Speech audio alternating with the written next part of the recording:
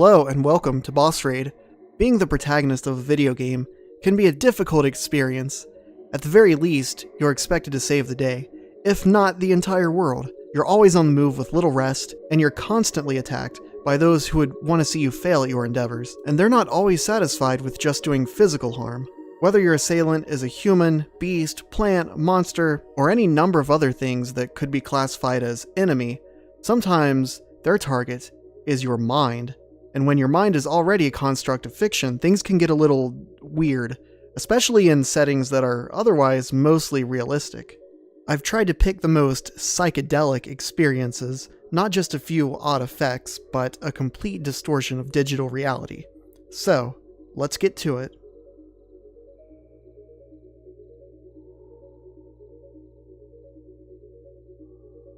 In Fallout 3's Point Lookout DLC, the Shivering Isles of the Wasteland, a lone wanderer has wandered into the bayous of Maryland. In an attempt to infiltrate the local fruit-worshipping cult, the wanderer is told that they must enter the Great Bog, meet the mother of all punga fruit, and complete the ritual of the Mother Seed. Once inside the sacred bog, things start off innocuously enough. There are some mirelurks and their kin to fight and some creepy doll idol things, but everything is otherwise unremarkable, until finally we come to a clearing with the Great Punga itself. The seeds are exposed and we do the thing that we came here to do, take them. But the Mother Punga defends itself and sprays the lone wanderer in the face with its mysterious green punga powder, which renders them unconscious for what seems like only a few seconds. At first it appears that no real harm has been done, and we at least have the seeds that we came for. Now all we have to do is turn around and go back the way we came to exit the bog. The sky has turned a bit dark and wait, there's a bobblehead here. That wasn't here before. Now, if you're familiar with the Fallout series, you probably already know that these bobbleheads are in-game collectibles that increase stat points permanently when found. But this one seems like it might be a knockoff, made by Schmalt Tech? And what's with this inscription? It's a little more insulting than the usual bobblehead. Not very far from this one, we find another Schmalt Tech bobblehead, also less than reassuring. The sky turns a little more purple than it previously was, and we find our third bobblehead a little bit further down the path. I feel like these bobbleheads would decrease our stats if they had an actual in-game effect. A little further down we see this. It's a little out of the ordinary, but there's no time to dwell on it. As we continue along our path, Nuka-Cola bottles start falling from the trees, shortly thereafter exploding. We're then accosted by some feral ghouls, but they're nice enough to disappear right before attacking. The next bobblehead seems to give some existential meaning to that experience. As we continue our backtrack, we come to an area that looks different than the first time we passed through it, along with another opposite bobblehead. We then experience some more perfectly natural and not out of place occurrences.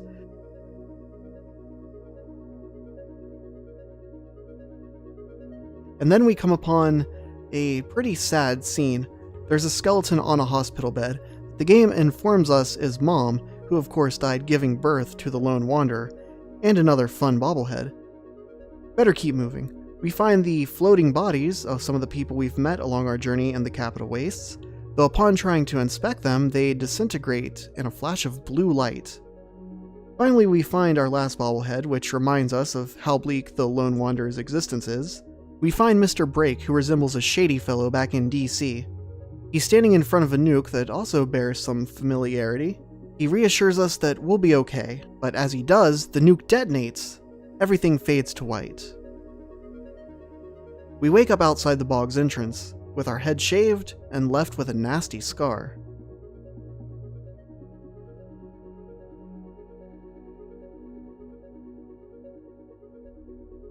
Far Cry 3 follows the story of Jason Brody, a young man who finds himself in the middle of the conflict between the local factions of Rook Island. Early in the story, Jason must find his missing friends who came to the island with him. He finds one of his friends but learns that she's sick and that to keep her alive, they'll have to find a mushroom that grows in a cave located under the doctor's mansion. So it's off to the caves we go. As with the Great Bog, things start out pretty normally, though with a bit more rock climbing. At one point we step on these things that release a mysterious green powder. I'm guessing some kind of spores are involved. I wonder if there's any relation to the Mother Punga. Anyway, this stuff starts affecting Jason immediately. Colors are now more vivid, we can hear echoes of familiar voices, and suddenly the wall becomes the ground.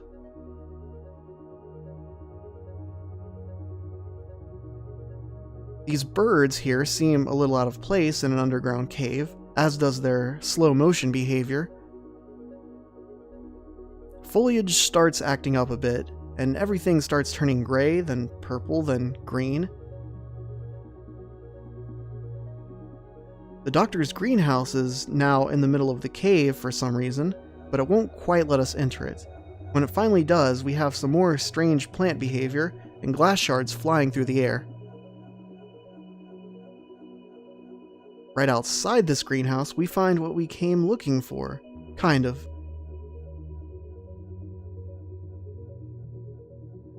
When we finally come to and exit the cave, it's now nighttime, and Jason wonders just how long he'd been down in that cave.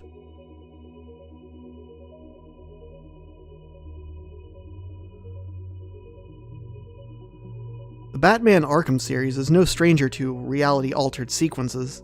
In the first game in the series, Arkham Asylum, the Joker has taken over the asylum, and as usual, it's up to Batman to stop him. Batman makes his way to the medical facility of the asylum to rescue James Gordon. As he rides the elevator down, the Joker appears on screen to deliver a cryptic warning, and soon after, the elevator fills with a mysterious clear gas. When Batman finally catches up to Gordon, it would seem that he's too late. Something also seems a little off about Batman. Camera angle skews a bit, and as he calls Gordon's daughter to deliver the unfortunate news, he's responded to with, "It's too late." I'm sorry, the number you've dialed isn't available.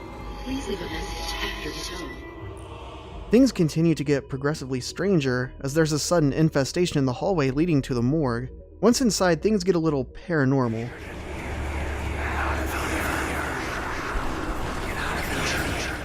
If you heed the words of the mysterious voice and exit the morgue, you'll enter the morgue. This time there are body bags on the tables. Inside the first is... Father, You should have stood up to him, son. Like a man. The next, as you might expect... Mom? Help us, Bruce! Don't let us die! And the third bag? After recovering from this mini jump scare, everything will seem a little more different than it previously did. It is here that a showdown with Scarecrow will begin. A rather simple section where you have to navigate through the ruins while avoiding Scarecrow's gaze. Once you make your way to the top and stop Scarecrow, things will return to relative normalcy. It wasn't Gordon. Crane's gas must have affected me more than I thought. But that's not the last we see of Scarecrow or his fear toxin. A little while later, Batman gets caught up in some more gas, and this time takes a trip down memory lane. Literally. The first thing out of place is the area name that pops up when we enter this hallway. Wayne Manor? Batman hears echoes of his past as the hall slowly transitions into an alleyway. The alleyway.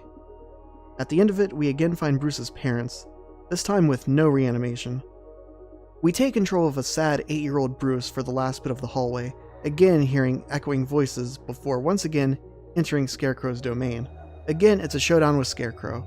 Here the platforming is a bit trickier than before, and we get into a fistfight with some skeletons, but again Bats is able to dispel the Scarecrow, waking up to find himself inside the bell tower somehow. But Scarecrow still has one more go left in him. Again, the events are preceded by an invisible gas that irritates Batman's lungs, and his mind. Almost immediately the game freezes and seems to glitch out for several seconds. Then, well, this is the opening cutscene of the game, except things are a little different. This time around, it seems that Joker is the one who has apprehended Batman.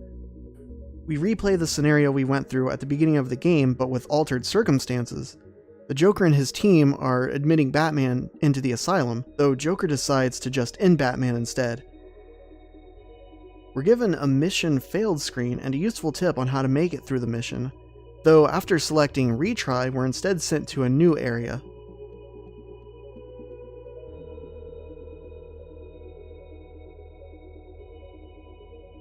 Suddenly, Batman bursts from the grave. He sees some disturbing visions of himself, but pushes through, and eventually we get to the final showdown with Scarecrow. It culminates in a battle with more skeletons, but eventually he's defeated, and that's the last we see of Scarecrow's realm, for now.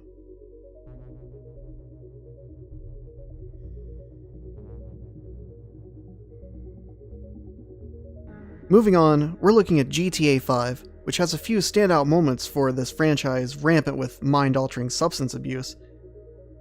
Of course, there's the infamous clown shooting side mission, but there's also some craziness to be found in the story missions. In the events preceding this mission, Michael DeSanta has been acting out, finding himself in questionable situations, returning to his old ways. His relationship with his family is already extremely dysfunctional. Of course, that's the norm in Los Santos, but his recent behavior has only strained these relationships. After an altercation, his wife announces that she's leaving. Michael immediately tries to reach out to his son Jimmy, whose relationship is in no better standing than his wife's at this point. Michael takes Jimmy to meet a friend/drug dealer. In addition to Jimmy's normal purchase, Jimmy also gets that other thing, which seems to be a cup presumably filled with some kind of liquid mind-altering substance. Encouraging his father's reckless nature, Jimmy gets an unassuming Michael to take a drink, shortly after which vision becomes hazy, sounds and voices become low and slowed down, You should see yourself. and it might not be apparent from the video, but controlling the vehicle is damn near impossible. Michael is eventually overwhelmed and has to pull over. It's at this time Jimmy reveals that he has not only drugged his father, but he's taken money from his bank account and is moving out. He then throws Michael out of the vehicle and drives off. Ouch. Michael, in a haze, appears to be dragged off by an unknown person. When he comes to in a back alley, he's surrounded by some angry, screaming chimpanzees, and then abducted by aliens, and I do mean aliens. They strip him down to his underpants before dropping him back to the city below. Though it's a very bright and visually appealing descent filled with lights, music, and echoing voices. I always thought I was the good guy. Michael wakes up the next morning, still reeling a bit, but only a short distance from his house. When he gets back, he finds a letter from his wife, officially declaring her and the family's decision to move out. There's one final spit in the face to Michael from Jimmy. And then Jimmy said you took drugs while driving him in your car. So there you have it, some games that question the perception of reality, at least for the character. Sadly, it's a short list, as games that met my wildly psychedelic criteria weren't in great abundance. So what did I miss? Let me know, and this might be a topic I revisit in the future. Until then, thanks for watching, remember to game responsibly, and I'll see you next time on Boss Raid.